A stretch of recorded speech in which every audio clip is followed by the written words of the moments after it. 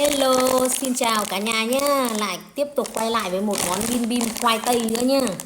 Oreo nhá. Ostart vị kim chi Hàn Quốc nhá, 100% từ khoai tây cắt lát. Khoai tây cắt lát. Mở tại đây.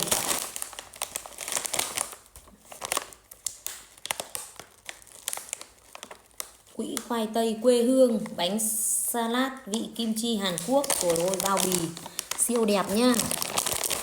Mọi người nhớ like, đăng ký kênh ủng hộ mình nhá. Like và subscribe cho mình nhá. Cảm ơn cả nhà đã theo dõi. Đây nha.